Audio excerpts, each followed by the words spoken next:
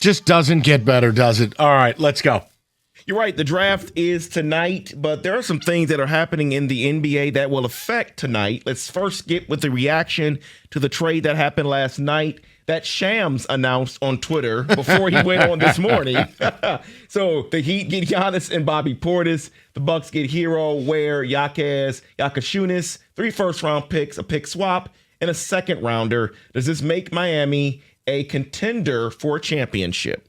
Not in my mind, because they lack shooting, and they're going to lose Norm Powell, who's like a good third or fourth option. Well, that's their shooting. Look, I said this on yesterday's show. I thought if he ends up in Miami, it makes me think less of him, and it makes me think less of Pat Riley. You gutted a roster that was only good enough for the play-in. So what do you have now? Now, defensively, they will be formidable, but I don't get it for Miami. For Giannis, congrats. You're never winning a thing. For the Bucks, I guess I understand it more-ish. Okay, Jaylen Brown's an all-NBA player and a finals MVP, but he's 29. To Rico's point, which you said earlier, they're going to burn it to the ground. So you get a collection of hope tickets. Mm-hmm. I still think this will come down to what do they do with Tyler Hero? Is he a Milwaukee kid? Does he want to have his own team? Would they try to sign him? I just don't particularly love the pieces they've been given. But I understood it. I'm glad the Celtics didn't go deeper into the bag because from reports, the Celtics offered Jaylen Brown and 2 first-round picks. If you don't like it, kick rocks.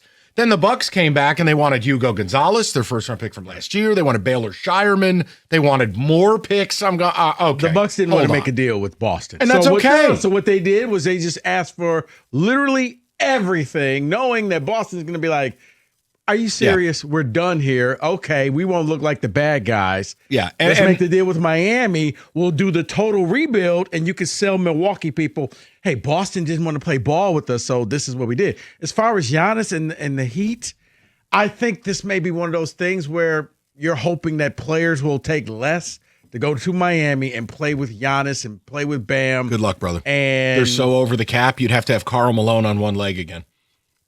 I mean, God bless, do it.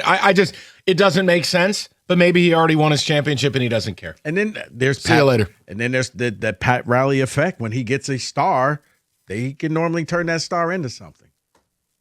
So let's move over to the other side of it. You kind of mentioned it about the Jaylen Brown situation. So what is next for Boston and Jaylen Brown? They have to deal him. So what's next? I don't know. We always do this.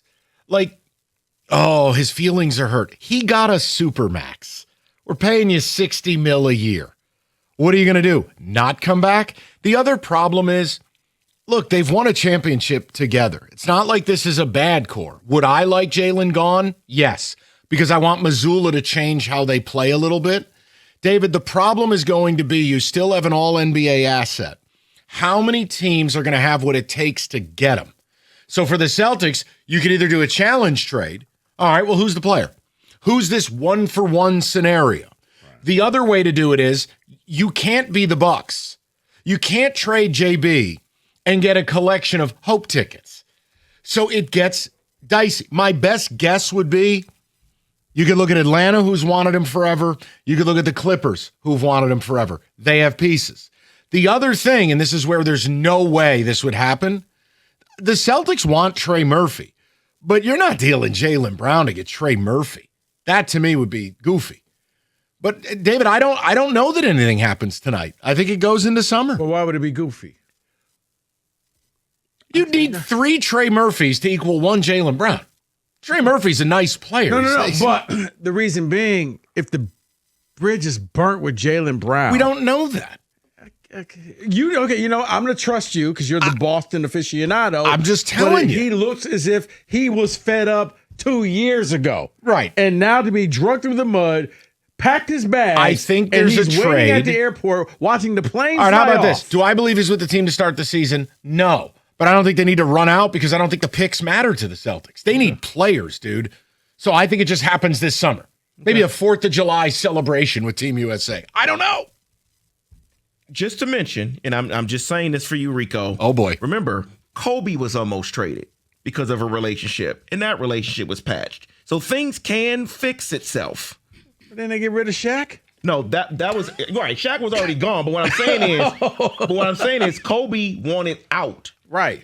and they fixed the relationship there in L.A. and they ended up winning. So I'm just saying, relationships can be fixed. It can.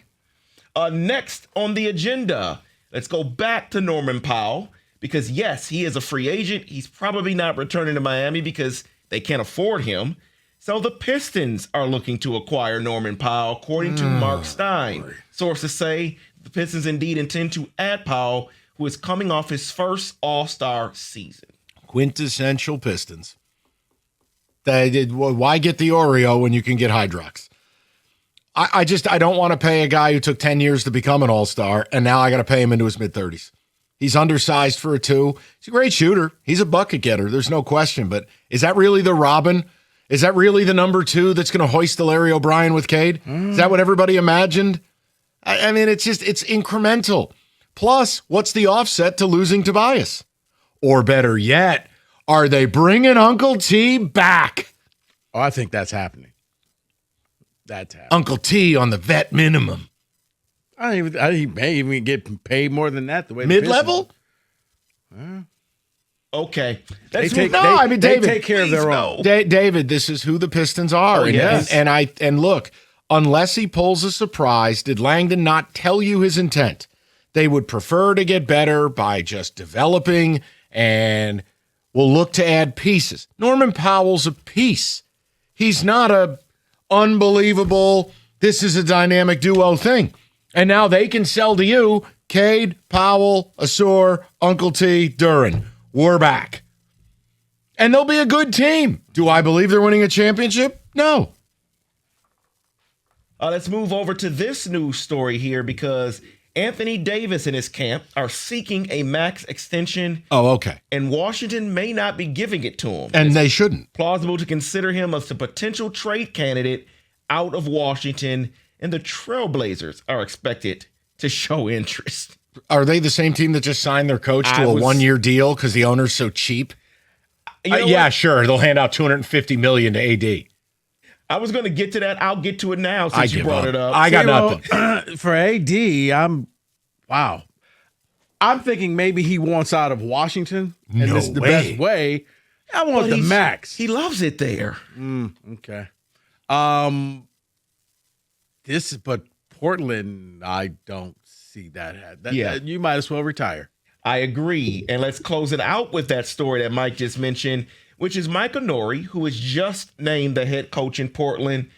But unique contract situation here. They signed him to a 1-year guaranteed deal. So bad. 2 extra years are team options.